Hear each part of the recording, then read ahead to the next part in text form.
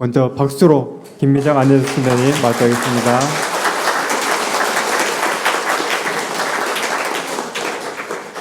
네, 안혜수 순회님께서는 사도 성 안드레아 순회회 소속이시고요. 프랑스 파리의 예수회 대학에서 박사학위를 받으시고 같은 대학에서 전임 교수로 오랜 기간 활동하셨습니다.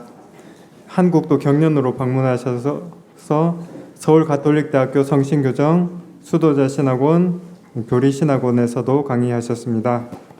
한국의 평신도 양성에도 힘써 오셨고 현재는 23년 전에 창설된 사도 성 안드레아 영성가족 안에서 양성된 평신도들과 함께 렉시오 디비나 일상생활에서의 영신수련, 식별 강의를 통해 평신도들의 영성생활을 돕고 계십니다. 저서로는 일상에서의 피정, 그리고 번역서, 말씀이 우리와 함께 계시니 등이 있습니다. 그러면은 좋은 강의 청해 듣겠습니다.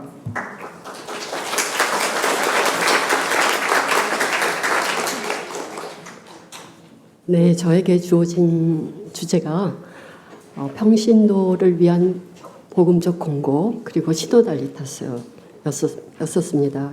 그래서 제가 이 주제를 받고 어떤 생각을 했냐면은 지금 현재 사제 및 수도 성소가 급감을 하고 세상이 갈수록 세속화되고 있잖아요.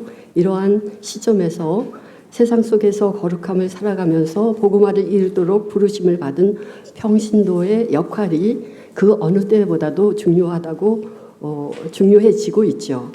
그래서 세상 속을 사는 평신도가 복음적 공고를 어떻게 해석하고 삶 속에서 실천할 수 있는지를 숙고하는 것은 유의미한 작업이라고 봅니다.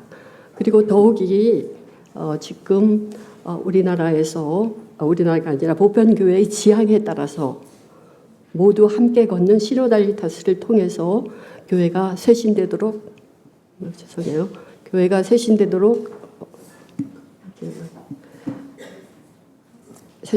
노력해야 하는 과제가 우리 앞에 있습니다.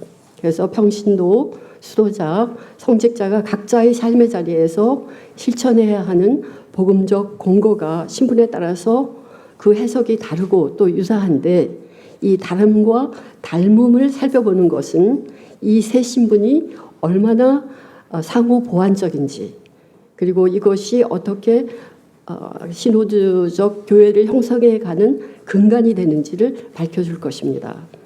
그래서 제가 발표하고자 하는 것은 세 장으로 나눠져 있는데요. 첫 번째 장은 복음적 공고에 대한 이해의 변천사에 대해서 보겠습니다. 그리고 두 번째 장은 시노달리타스가 무엇인지에 대해서 보고 세 번째 장은 요게 이제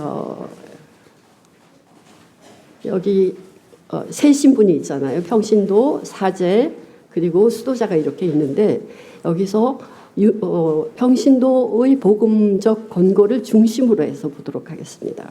그리고 결론에서는 이 세 가지를 서로 비교하고 닮음과 다름을 찾아보는 걸로 하겠습니다. 그러면은 우선 복음적 권고에 대한 이해를 역사적으로 좀 보도록 하겠습니다. 그래서 초대교회에서 어떻게 이해를 했고 4세기 초, 그다음에 중세, 그리고 바티칸 공의에서 어떻게 이해를 했는지를 보도록 하겠습니다. 그러면 우선 초대교회에서는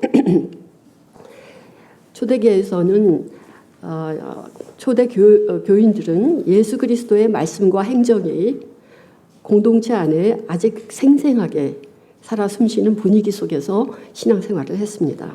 그래서 그때 예수님은 모범이고 본보기이셨습니다. 그리고 이때는 모든 그리스도인들이 그리스도의 재림에 대한 강한 기대 속에서 살았습니다. 그래서 신자들에게 재물을 축적하고 세속적인 일에 몰두하는 것은 무의미하다고 여겨졌습니다. 그래서 교회는 소유에 집착하지 않고 몸과 마음을 정결히 하고 하느님의 뜻에 온전히 순종하는 복음적인 삶이 그리스도인이 지녀야 할 마땅한 삶의 태도라고 그렇게 공고를 했습니다. 이 시기에는 복음적 공고가 아직 제도화되지 않은 상태에 있었습니다. 그래서 동정녀라든지 과부들이 공동체 안에서 개별적으로 그리고 비공식적으로 정결하고 헌신된 삶을 살았습니다. 그런데 이제 4세기 초에 들어가서 4세기 초는 그리스도교가 로마 제국에서 공인되면서 이제 박해가 종식이 되잖아요. 그래서 신앙을 증거하던 피해 순교가 자취를 감추게 됩니다. 그래서 비록 피는 흘리지 않더라도 하느님에 대한 사랑을 실천하고자 하는 사람들이 고향과 가족과 세상의 안락함을 떠나서 사막으로 향하는 이들이 나타나기 시작합니다. 그래서 이들은 사막에서 혼자 수도 생활을 하면서 금욕과 절제와 기도를 하면서 자기 자신을 하나님께 봉헌을 하는 그런 백색 순교의 삶을 추구를 했습니다. 그러던 것이 4세기 초에 파코미우스 성인이 초대 교회의 모습처럼 모든 것을 공동으로 소유하고 분배하는 완벽한 친교와 정결과 순명의 공동체를 지향을 하게 됩니다. 그래서 이것이 최초의 수도 규칙서를 파코미우스가 규칙서를 작성을 하고요. 그리고 수도 생활의 제도적인 기틀을 마련하게 됩니다. 그랬던 것이 이제 중세에 들어가서 특히 베네딕토 성인에 의해서 복음적 공고가 3대 수도 서원으로 제도화됩니다. 그리고 수도자는 공적 서원을 통해서 교회법적 신분을 확립하게 됩니다. 그래서 이 수도 생활이 이제 완덕으로 가는 지름길로 이해가 되게 됩니다. 그리고 세상에서 가정과 사회생활을 영위하는 일반 평신도는 그리스도인으로서 지켜야 하는 최소한의 조건인 계명을 지키는데 그치는 하등한 서열로 축소되는 경향이 나타나게 됩니다. 그렇지만 예수님께서는 평신도에게 단지 계명의 목록을 지킬 것만을 요구하지 않으셨죠. 그리고 평신도의 세상에서의 삶을 하등하게 여기는 사고는 창조의 신비와 예수 그리스도의 육화의 신비를 축소시키며 그리고 그 결과적으로 교회의 사회 복음화 사명을 약화시키는 결과를 낳게 됩니다. 그래서 이제 이것이 사실 이 복음적 공고에 대한 인식이 이렇게 고차가 된 것이 제2차 바티칸 공의회까지 가게 됩니다. 그래서 제2차 바티칸 공의회에서 계명을 지키는 삶과 완덕을 위한 복음적 공고를 사는 삶을 이분화하고 서열화하는 관점을 극복하게 됩니다. 그래서 예를 들어서 아주 좋은 예가 여기 그 교회 헌장 5장에 나와 있는데 40항에 있습니다. 어떤 신분이나 계층에 속하던 모든 그리스도인이 그리스도교 생활의 완성과 사랑의 완독으로 부름을 받고 있다는 것은 누구에게나 자명한 일이고 그 성덕으로 지상사회에서도 더욱 인간다운 생활 양식이 증진된다라고 얘기를 하고 있습니다.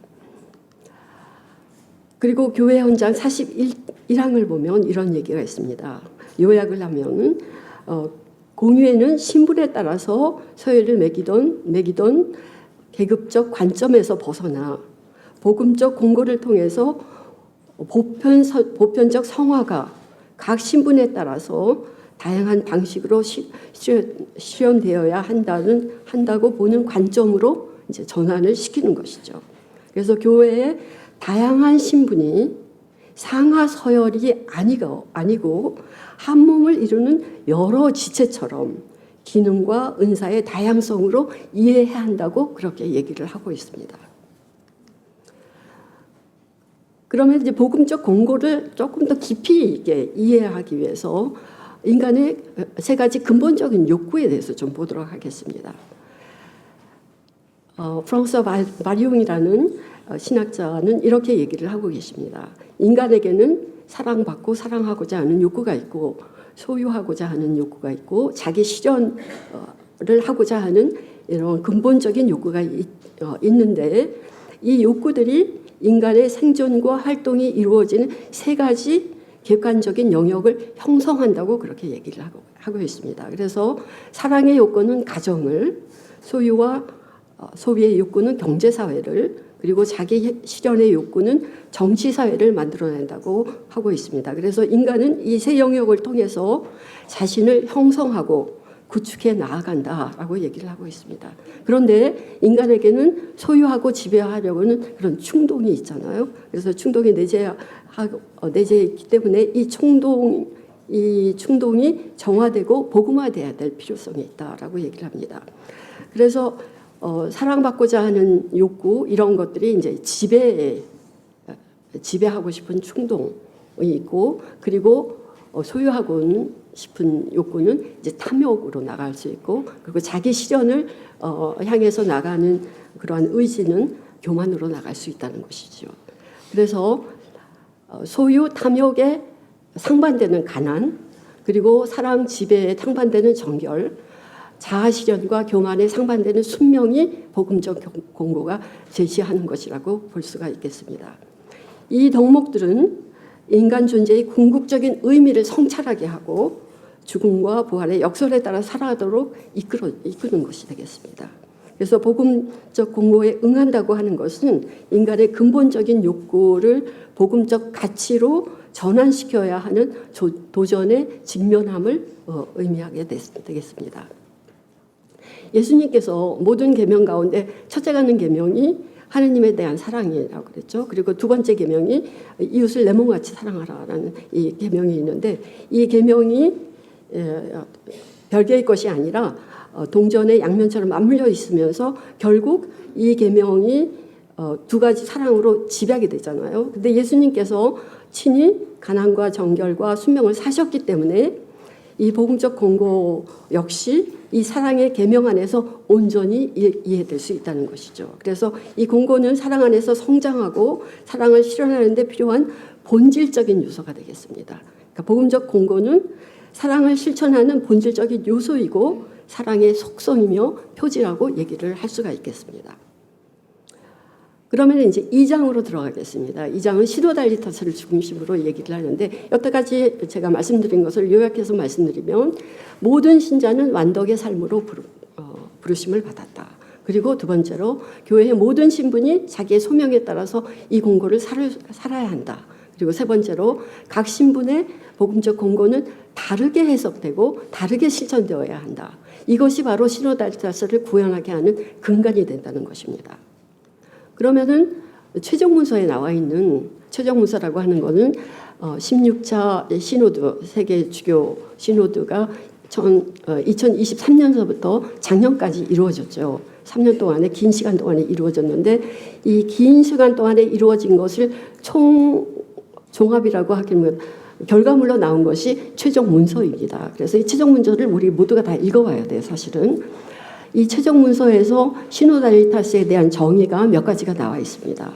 우선 시노달리타스는 그리스도를 따르기 위해 역사의 길로 하나님의 백성이 함께 걷는 것이다 라고 얘기를 하고, 두 번째로 함께 걷기 위해서 서로가 서로에게 귀를 기울이면서 성령 안에서 대화를 삶으로 실천하는 것이 시노달리타스라고 그렇게 얘기를 하고 있고요.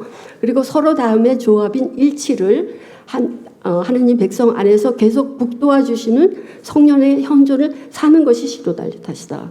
그리고 최종문서 28항에서는 어떤 얘기를 하고 있냐면은 더 참여적이고 선교적인 교회가 되기 위해서 곧 더욱더 그리스도의 빛을 비추며 모든 남녀가 함께 걸어갈 수 있는 교회가 되기 위한 영적 세심과 구조 개혁의 길이라고 할 수 있다고 봅니다. 그러니까 우리가 가야 할 길은 바로 이 시노달리타스를 향해야 되는데, 그 시노달리타스를 향하기 위해서는 우리에게 필요한 것이 영적 세심과 구조 개혁이라고 얘기를 할 수가 있겠습니다. 그래서 최종 문서에서 핵심이 되는 부분이 이 세 가지의 회심 부분입니다. 그래서 삼중의 회심을 얘기를 하고 있는데요. 첫 번째는 이제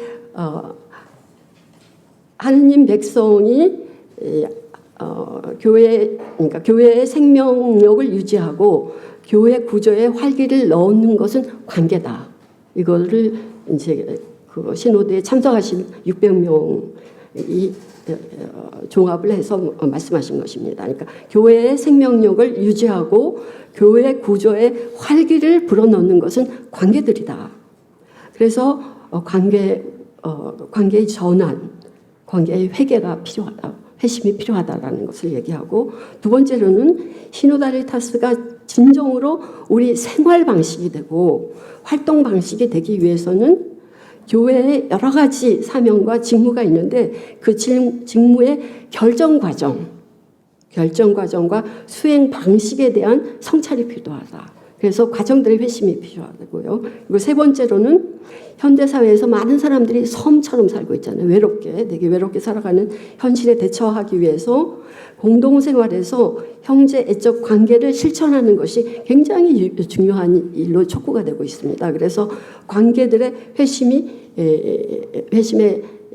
필요하다고 이렇게 세 가지를 얘기를 하고 있습니다. 근데 이 삼중의 회심은 급변하는 현대 사회 안에서 교회가 본연의 사명인 복음 선포를 수행하기 위해서 서로 연결된 유기적 관계로 우리가 부르심을 받았는데 이것이 잘 실천되지 있지 않고 있기 때문에 제시된 회심이라고 말씀을 드릴 수 있겠습니다. 그러면 오늘날 한국교회의 평신도 현실을 좀 보면요. 우선 복음적 공고에 해당되지 않는 신분이라고 인식하는 것이 일반적인 인식인 것 같아요. 정결은 수도자나 사는 것이 이거는 우리 문제가 아니지, 이런 식으로. 그래서 복음적 공고에 해당되지 않는 존재를 인식하고 있고, 또 이제 문제가 되는 게 위계적인 교계 체제가 있고, 그리고 그 체제를 더 강화시키는 유교 문화의 배경이 있다고 봅니다.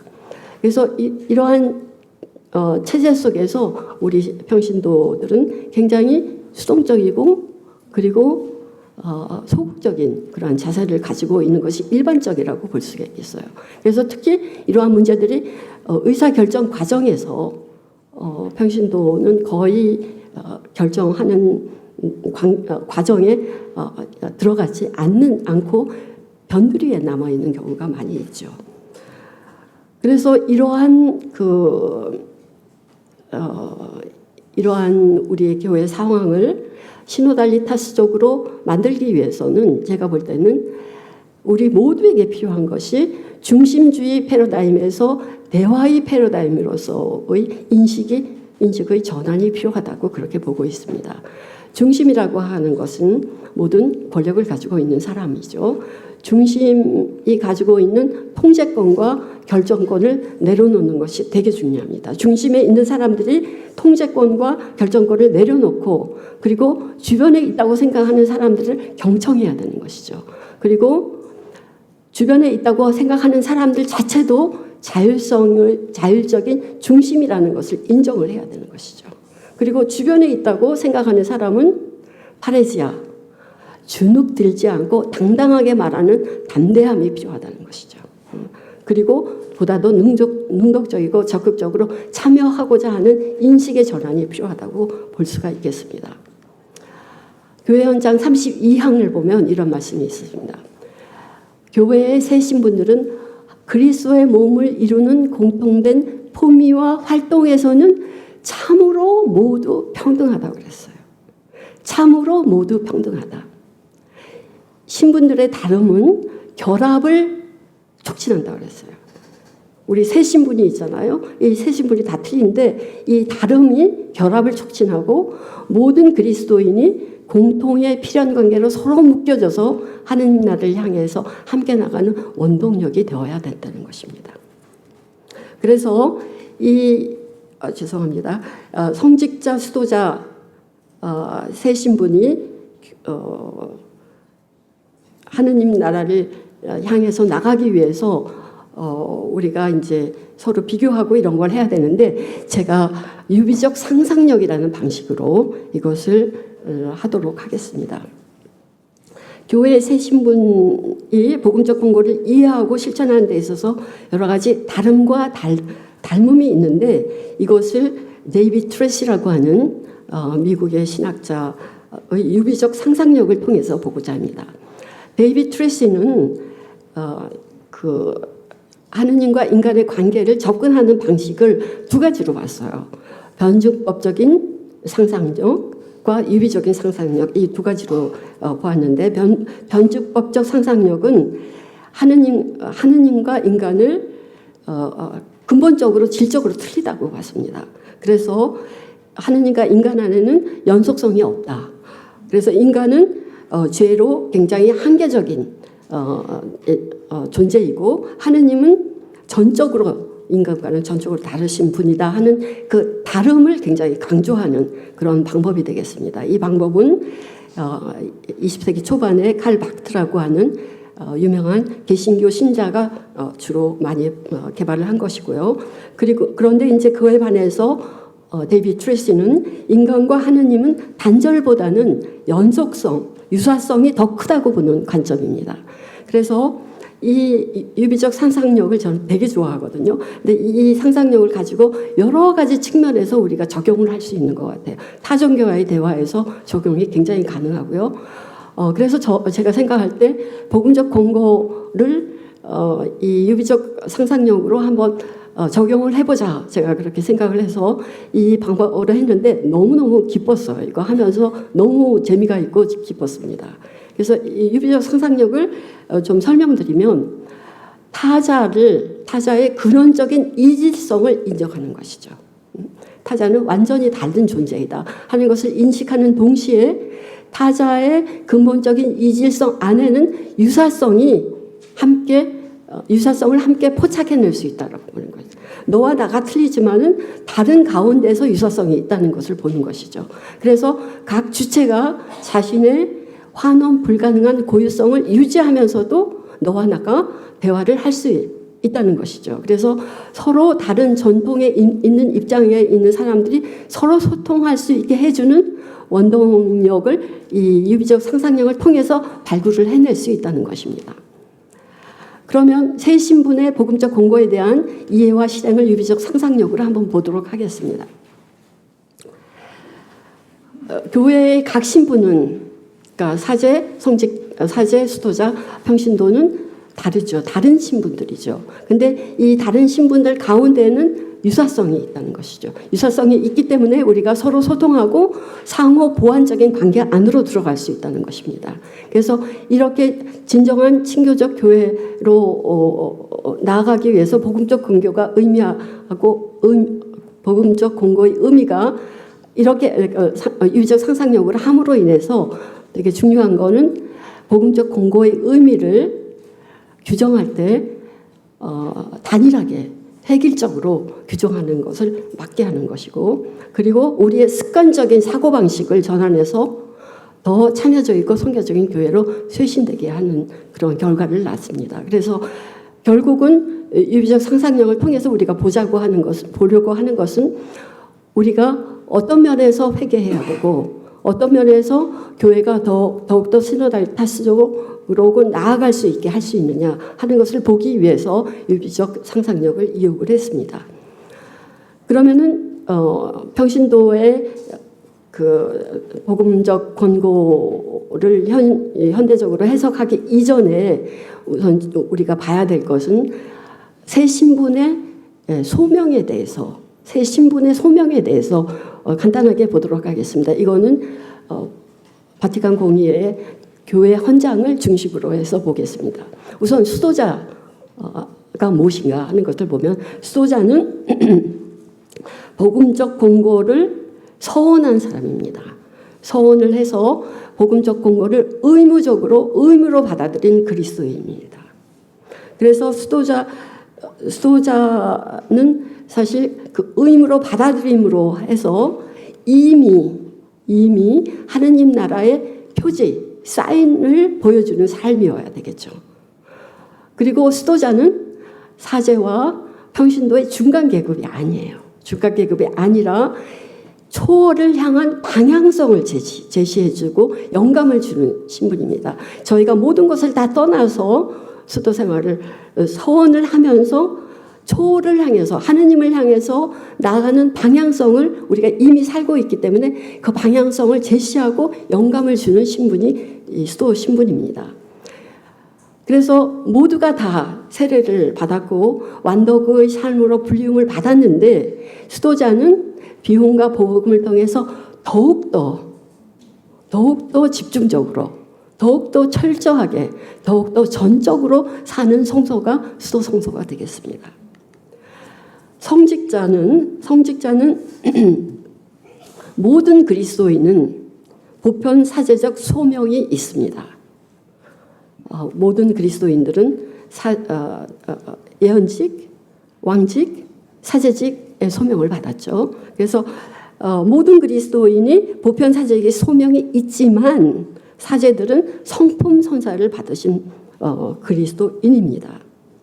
사제교령을 보면 사제는 법적 서원의 형태가 아니라 영적 자세와 생활 방식으로 복음적 공고를 자기 나름대로 할 수 있는 만큼 살도록 불리움을 받은 그리스도인입니다. 이분들의 임무는 그리스도의 대리자로서 성체 성사와 다른 성사들을 통해서 하느님 백성을 성화시키고 복음을 선포하고 주교의 협력자로서 교회를 사목하는 것이 이분들의 사명이 되겠습니다. 그러면 마지막으로 평신도를 보면 평신도는 아까 말씀드린 대로 사제직, 예언직 그리고 왕직을 나름대로 참여하는 사람들이 되겠죠. 그래서 이 평신도는 성품이나 수도서원을 한 구성원은 아닙니다. 그런데 세상 속에서 살아가는 그리스도인으로서 이들이 지닌 세속적인 성격은 굉장히 고유하고 특별하다고 볼 수 있겠습니다. 이 세속적인 성격이 고유하고 특별한 가운데에서 복음적 공고를 살도록 불리움을 받았기 때문에 수도자의 그 복음적 공고가 원형이다라고 얘기를 할 수 없습니다. 왜냐하면 이게 다 틀리기 때문에. 예전에는 얼마 전까지만 해도 수도 생활이 복음적 공고의 원형이다라고 얘기를 했어요. 그것이 원형이면은 다른 신분들은 모사가 되는 거거든요. 이게 아니라 모든 새 신분이 다 각기 다르게 복음적 공고를 살고 있다는 것이죠. 그런데 평신도에게는 세속적 성격이 고유하고 특별한 것이죠. 세상 속을 살아가는 그리스도인입니다. 그래서 세상 속에 성화, 세상 안에서 덕을 살아가는 그리스도인이 되겠죠. 그래서 누룩처럼 현세 실제를 변화시키는 소명을 받았습니다. 그러면 평신도를 위한 복음적 공고의 현대적 해석으로 들어가겠습니다. 그래서 가난의 공고 그리고 정결의 공고, 수명의 공고에 대해서 하나씩 보도록 하겠습니다.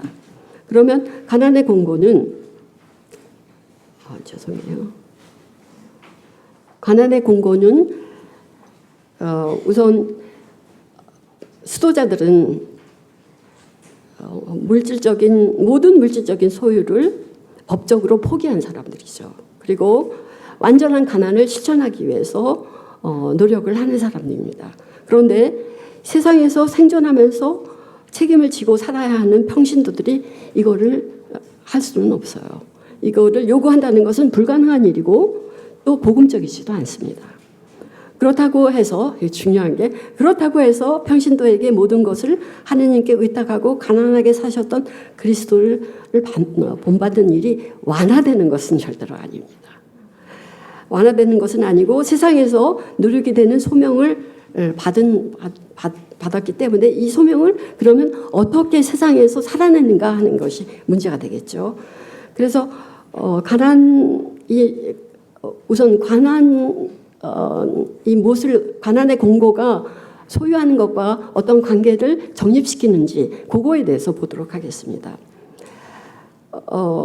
아까 말씀드린 프랑스와 바리옹 신부님은 어떻게 얘기를 하냐면 우리가 소유하는 것들은 사실 외적인 거죠. 내가 차를 소유하고 있다고 하면 내가 아니고 차라는 외적인 것이죠. 그런데 이제 소유와 나라는 존재가 불가분의 관계로 들어가면 소유하는 것에 집착하게 되죠. 그리고 소유하는 것이 더 이상 외적인 것이 아니라 내적인 것이 된다는 것입니다. 그래서 내적인 것이 되면서 인간을 종속시키는 것이 되겠습니다. 그래서 내가 소유하는 것이 내 자신이 되어버리는 것이 되는 것이죠. 그래서 소유물에 집착이 생기고 이 집착은 삶에 대한 인식을 왜곡시키게 됩니다. 모든 것이 다 돈으로 보이는 것이죠. 그래서 인간은 흔히 재물을 소유하면서 탐욕에 빠지고 타락하기 때문에 예수님께서 부자가 하늘나라에 들어가는 것보다 낙타가 바늘구멍으로 빠지는 것이 더 쉽다라고 얘기를 하셨는데, 이 말씀은 소유한 것이 적을 때조차도 소유한 것에 우리가 종속될 수 있기 때문에 예수님의 이 말씀은 부자를 단죄하는 말씀은 아닙니다. 문제는 부자가 하늘나라에 들어가는 것이 어려운 것은 부자가 돈이 많아서가 아니라 재물을 소유하고 그리고 소유하는 태도에 갇혀 있기 때문에 하늘나라에 들어가기가 어렵다고 얘기를 하는 것이죠. 그리고 예수님께서 모든 탐욕을 경계하라고 말씀을 하십니다. 탐욕이라고 하는 것은 항상 더 많은 재물을 자신의 것으로 취하려는 욕망이 되겠습니다. 그래서 우리가 재물을 소유하게 되잖아요. 그러면은 이것이 일반적으로 교만으로 이어집니다. 교만이라고 하는 것은 자신의 삶의 주인이자 중심으로 보는 것이 교만이 돼. 내 삶의 중심이 나라라고 보는 것이 교만이 되겠습니다. 그래서 이 교만은 영성생활에 있어서 가장 치명적인 장애물이 되겠습니다. 그런데 삼위일체이신 하느님의 존재 방식을 보면 이 존재 방식 자체가 가난을 본질으로 하고 있습니다. 하느님께서는 가난한 사람들의 하느님일 뿐만이 아니라 하느님 자체가 온전히 가난하십니다. 성부께서 모든 것을 성자에게 주시고 성자는 받으신 것을 성령에게 주십니다. 성부께서는 성자와 성령에게 모든 것을 내어주시고 이 내어주심 안에서 성자를 낳으시고 그리고 성자를 통해서 성령을 발출하십니다.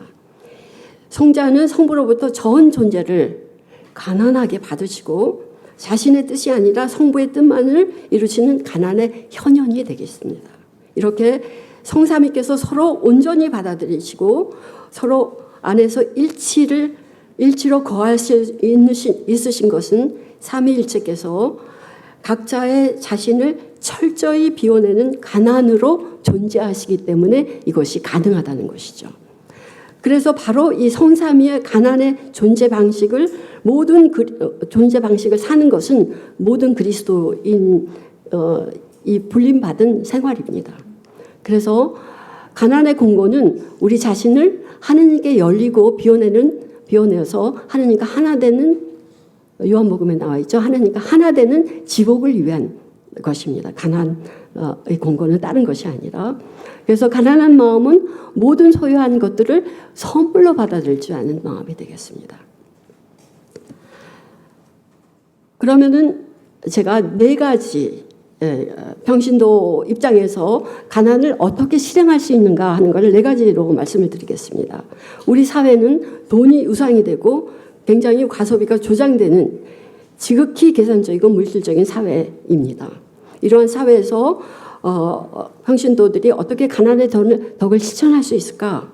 첫 번째로는 우선 가난한 마음을 사는 것이 되겠습니다. 가난한 마음을 산다고 하는 것은 소유하지만 어쩔 수 없이 소유를 해야 되죠. 소유하지만 소유욕을 내려놓고 소유한 것을 하느님께서 맡기신 것으로 인식하면서 맡기신 것을 소중하고 감사하게 여기는 마음이 되겠습니다. 그래서 다시 말씀드리면 소유권에서 하느님으로부터 받은 관리권으로 인식을 바꾸는 것입니다.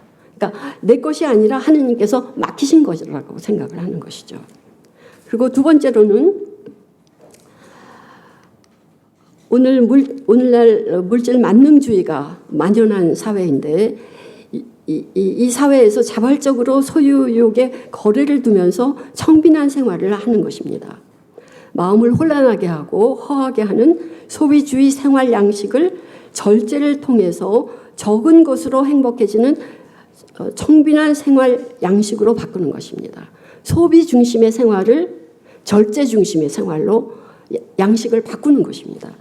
필요한 이상의 소비를 줄이고 유행에 강박적이고 충동적인 편승을 거부하고 검소한 생활을 실천하는 것이야말로 평신도들이 세상에 보여줄 수 있는 강력한 예언자적 표징이라고 그렇게 보고 있습니다. 세 번째로는 친교와 연대의 삶을 실천하는 것이 되겠습니다. 오늘날 연대의식이 사라지고 있는 사회에서 공동체적인 관점에서 생각하고 행동하는 연대의식은 돈의 제국이 가져오는 파괴적인 결과에 맞선다고 교황 레오 14세께서 말씀하시고 계십니다. 교황님께서는 가난한 이들을 단순히 자선의 대상으로 볼 것이 아니라 가난한 이들의 문제는 우리 신앙의 심장이라고 그렇게 얘기를 하셨어요. 가난한 사람의 문제는 우리 신앙의 심장이다 라고 얘기하시면서 그렇게 봐야 되는 이유는 예수님께서 스스로 굶주리고 목마르며 갇힌 이의 모습으로 세상에 오셨기 때문에 가난한 이들을 돌보는 것은 그리스도의 몸을 만지는 것이다. 만지는 것과 같기 때문이다 라고 얘기를 하고 있습니다. 이러한 가난한 사람들과의 연대의식으로 이기심을 극복하고 작더라도 진심 어린 기부와 나눔을 통해서 구체적인 사랑을 실천하는 것이 공고되고 있습니다. 네 번째로 중대한 인류의 굉장히 중요한 문제가 현재 생태 문제잖아요. 무불변한 자연 착취를 거부하고 자원을 낭비하지 않기 위해서 나쁜 소비 습관을 바꾸고 절제하는 삶을 실천하는 것이 시급합니다. 그래서 우리의 경제적, 정치적 선택은 생태 문제를 중심으로 한 도덕적인 선택이 되어야 되겠습니다. 인류의 공동 운명이 위협받는 상황에서 생태계를 보존하기 위해서 절제하는 삶이 절실하게 요구가 되고 있습니다. 이것이 여기까지가 이제 가난의 권고에 대한 것이고 다음으로는 정결의 권고에 대해서 보도록 하겠습니다. 정결은 독신서원을 하는 성직자와 수도자의 전유물이 아닙니다. 정결에 대한 개념이 오늘날 들어와서 굉장히 확장된 개념으로 이해되고 있습니다. 정결 권고는 단순히 성관계의 부재를 의미하는 것이 아니라 하느님께서 주신 성적 에너지를 사랑으로 절제하며 올바르게 사용하라는 복음적 초대가 되겠습니다. 그래서 가톨릭 교회 교리서에 보면 이런 말씀이 있습니다. 세례를 받은 사람은 누구나 정결한 사람이 되라는 부름을 받았다. 그리스도인은 모든 정결의 모범이신 그리스도를 옷 입듯이 입었다.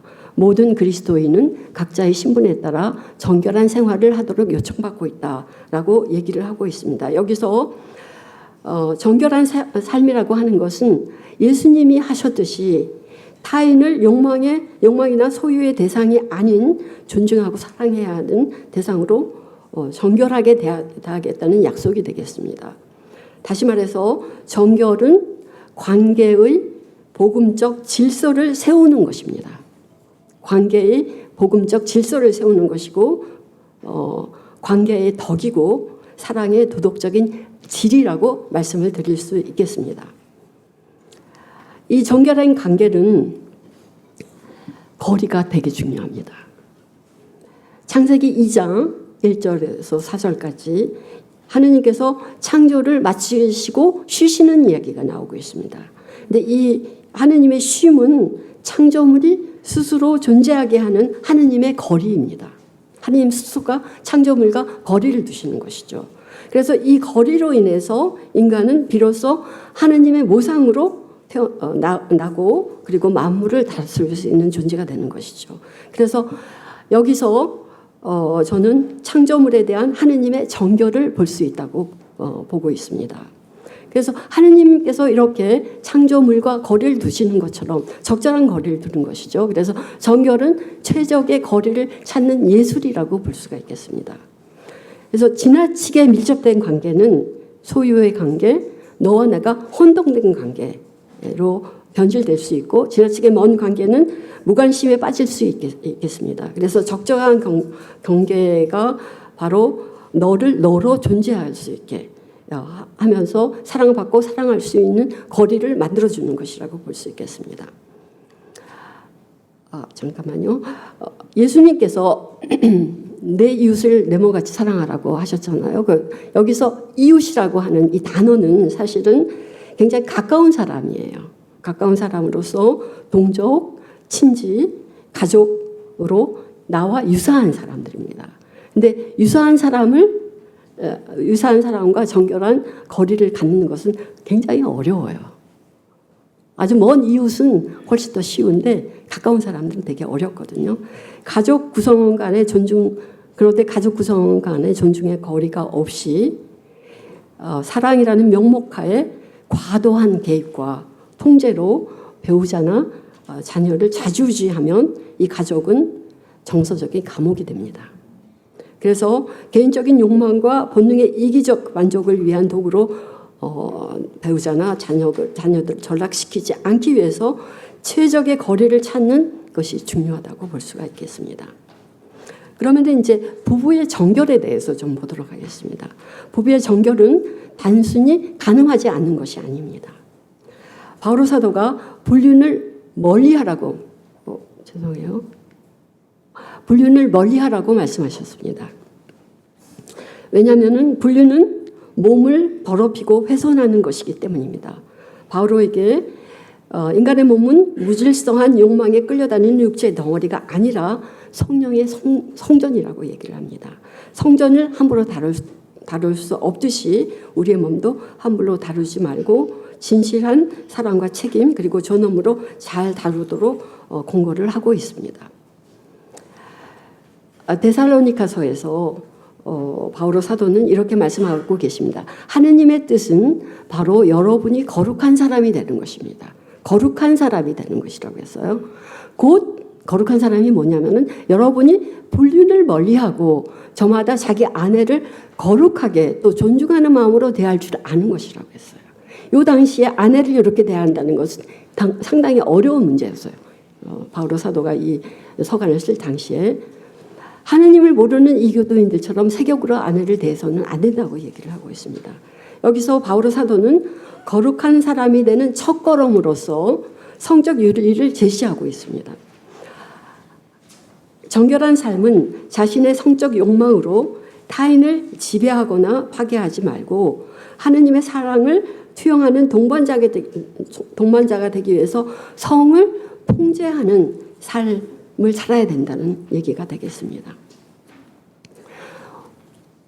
오늘날 교회에서 더 이상 성을 동물적인 본성이라고 정의 내리지는 않습니다. 특히 프란시스코 교황님께서 사랑의 기쁨에서 어떤 말씀을 하시냐면은 하느님께서 성은 친히 창조를 하셨다 그랬어요. 친히 성을 창조하셨고 성은 당신의 피조물에게 베푸신 놀라운 선물이라고 얘기하십니다. 그래서 성이라고 하는 것은 타인을 진지하게 대하는 인격 간의 언어이고 신성하고 침해할 수 없는 가치를 지닌 언어라고 얘기를 합니다. 그래서 남자와 여자로 하느님께서 창조를 하셨는데 남자와 여자가 사랑하고 결합해서 부부 공동체를 이루는 것이야말로 하느님의 사랑을 가장 잘 닮은 구체적인 사랑의 표현이라고 얘기를 하십니다. 그래서 왜냐하면 하느님은 고립된 존재가 아니라 사랑 자체이시기 때문입니다.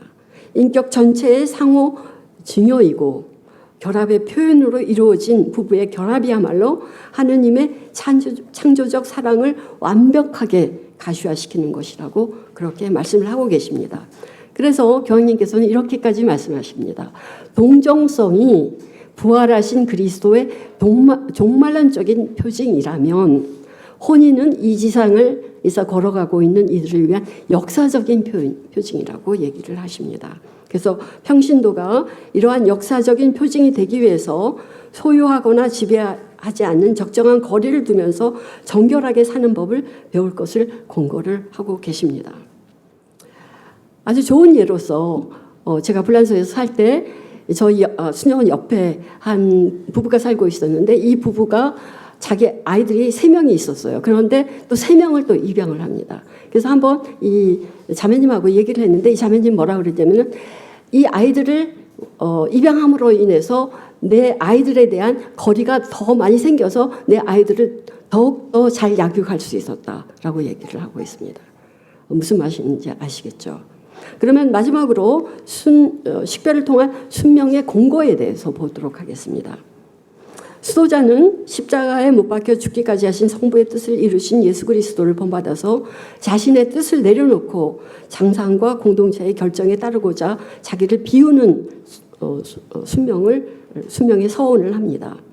그런데 오늘날 이 순명의 공고가 자율성, 개인의 선택, 자기 실현을 중요하게 여기는 현대 사회에서 권위주의, 개인성 억압, 비합리적인 복종으로 부각이 되면서 현대인들에게 거부가 되고 있습니다.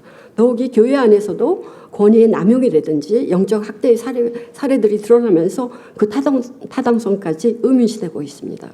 그렇지만 순명은 하느님의 사랑하는 아들로서 예수님께서 아버지의 뜻을 행하기 위해서 순환의 길을 자발적으로 가신 예수님을 본받는 행위입니다. 그래서 이것을 우리가 삭제할 수는 절대로 없습니다. 무마시킬 수도 없고요.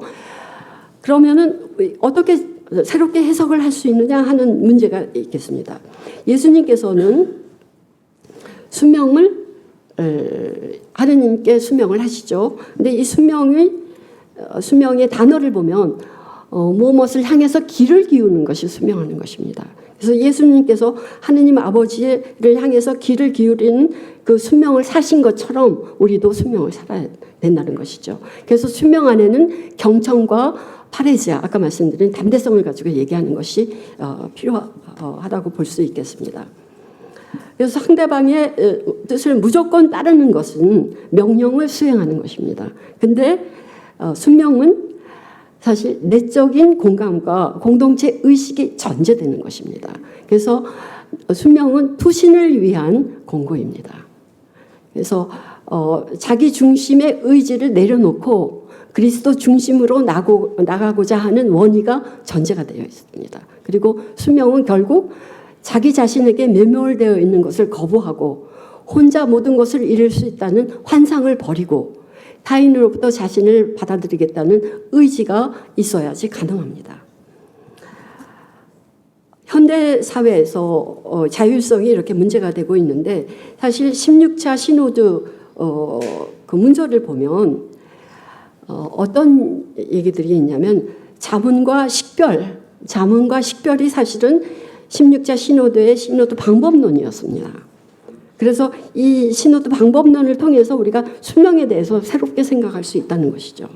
최종문서에 어떤 말씀이 있냐면 주교와 주교단과 로마 주교의 결정 책임은 양도될 수 없다. 그러니까 주교님과 주교단과 교황님의 순명하는 것은 교황님의 결정권을 가지고 계시고 그분의 결정권에 순명하는 것은 우리가 해야 되는 일인데 그러나 이는 무조건적이 아니다라고 얘기를 하고 있어요.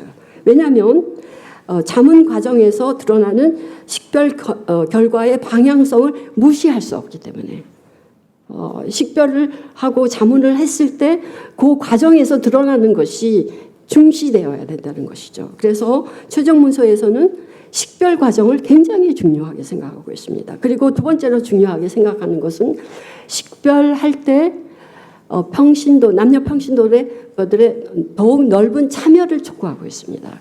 왜냐하면 이 참여를 통해서 우리가 어떤 현상을 분석하고 할 때 결정권을 내릴 때 이 사람들의 다양한 의견을 들을 수 있기 때문에 우리가 더 정확하게 식별할 수 있다는 것이죠. 그래서 평신도에게 순명이라고 하는 것은 제가 생각할 때 공동체 식별 과정에 적극적으로 참여하는 것이 되겠습니다. 이것이 순명이에요. 그리고 경청과 파레지아를 잘하는 것, 이것이 순명이고 세 번째로는 결정된 사항에 전적으로 겸손하게 수락하는 것이 순명이라고 생각합니다.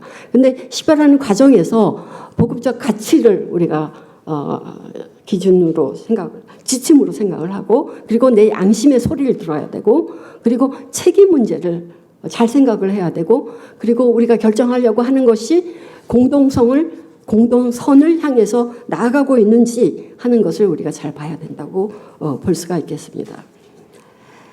극단적인 개인주의가 지배하고 있는 현대사회에서 자신의 뜻을 절대화하지 않고 그리스도와 이웃의 뜻에 자신을 열어두고 일치와 섬김을 살고자 하는 태도는 참으로 예언자적이라고 볼 수가 있겠습니다.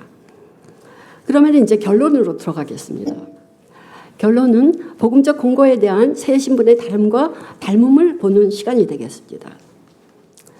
세 신분은 다 예수 그리스도를 닮고자 하는 지평선으로 나갑니다. 그렇지만 서로 다른 길로 이 지평선에 접근하고 있습니다. 세 신분 모두가 그리스도 중심적으로 복음적 공고를 이해하고 실천하지만 각 신분은 각자 다른 삶의 형태에서 이거를 이행하고 실천하죠. 그래서 수도자는 서원의 형태로, 사제는 약속의 형태로, 평신도는 개인적 결단의 형태로 복음적 경고를 실천하도록 불림을 받았습니다. 그래서 유비적 상상력으로 보면 수도자에게는 복음적 공고가 이미 삶의 중심이에요. 그래서 수도자에게는 더욱더 종말적인 표지가 되도록 노력을 해야 되는 것이고, 그리고 사제는 복음적 공고를 직무적 권위의 소유를 더욱더 나를 낮춰서 공동체를 섬기는 도구로서 나아가야 되고요. 평신도는 복음적 공고를 세상을 떠난 형태가 아니라 세상 한가운데서 그리스도의 누룩으로서 더욱더 열심히 살도록 불림을 받았습니다. 그래서 가나안을 보면 수도자는 법적으로 가나안을 살고자 서원을 한 사람입니다. 그래서 가나안의 예언적인 차원을 드러내고 있어요. 사제는 공동체를 돌보는 분들이잖아요. 그래서 공동체 안에서 진정한 친교를 드러나게 하는 그러한 소명을 가지고 가난을 살아야 되는 것이고, 평신도는 경제적 현실 안에서 청빙과 나눔과 연대를 실천하면서 소유물을 복음적 가치로 재배치하고 관리하는 차원에서 드러났다고 볼 수가 있겠습니다. 그리고 정결의 권고는 수도자는 독신을 선택을 했죠. 그래서 이미 이 하늘나라를 살아내고 있음을 보여주는 표저여야 되고, 사제는 독신을 통해서 또 공동체를 향한 보편적 사랑의 가능성을 증거하는 것입니다. 1분 동안에 끝납니다. 감사합니다. 평신도는 적정한 거리로 사랑의 질서로 남녀의 인격적인 사랑은 하느님의 사랑을 절정으로 표현하는 것이 된다고 볼 수 있겠습니다.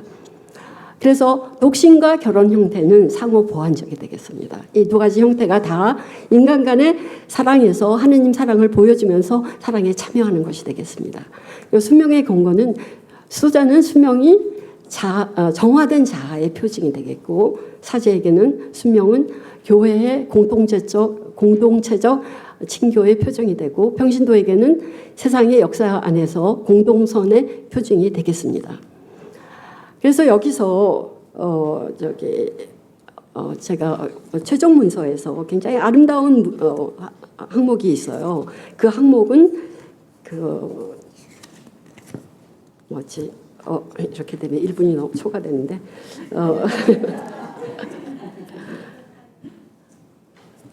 이게 막 헷갈리네요. 죄송합니다. 1분이 초과되겠어요.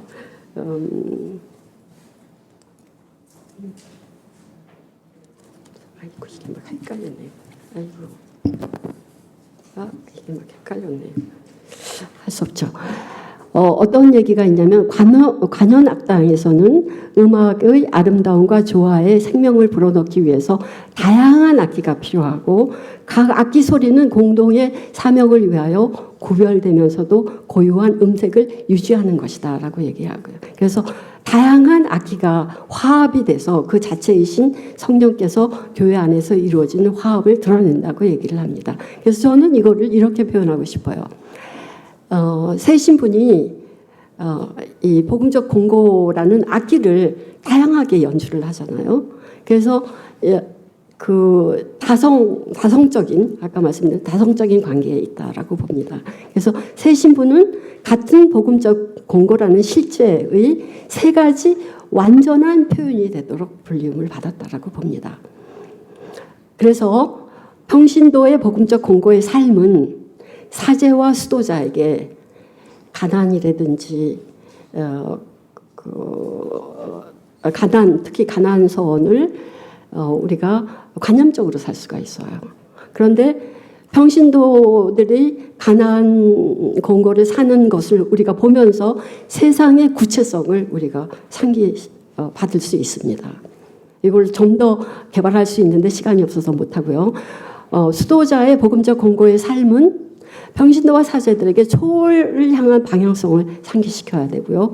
사제의 복음적인 공고는 공동체를 위해서 써야 되기 때문에 이 신분들의 교회 공동체 안에서 매개하고 통합하는 그러한 서로 상호 관계적인 보완 관계로 들어가겠습니다. 모두 이 세 신분이 다 예수 그리스도를 향하고 있죠. 다 예수 그리스도를 향하고 있는데 이 세 신분이 서로 이게 잘 안 되는데 서로 소통하도록 되어 있습니다. 서로 소통하면서 결국은 삼위일체이신 하느님을 닮는 것이 되겠어요.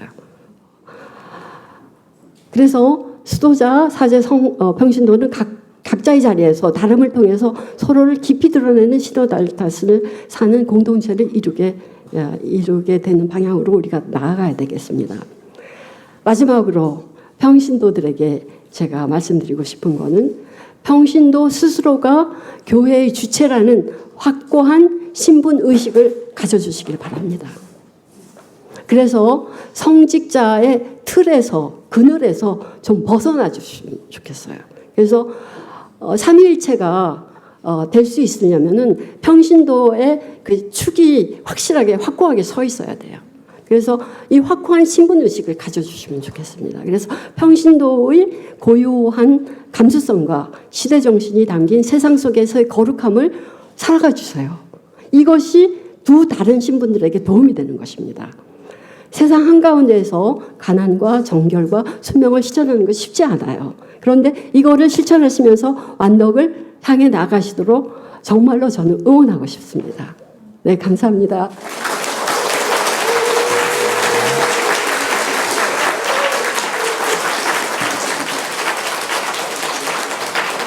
네, 지금 좋은 강의 감사드리고요.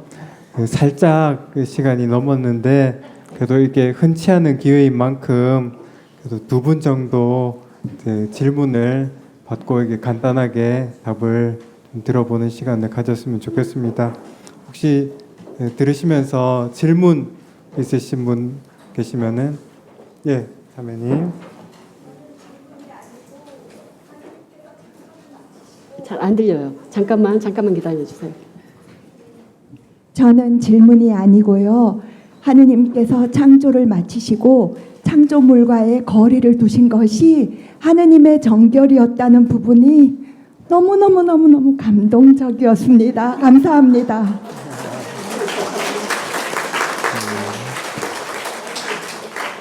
예, 혹시 감동 받으신 분도 좋지만 질문 있으신 분 손 들어 주십시오.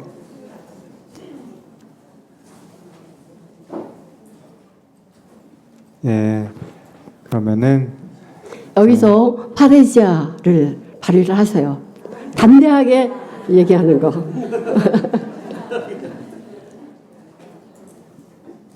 네네, 저기 뒤에.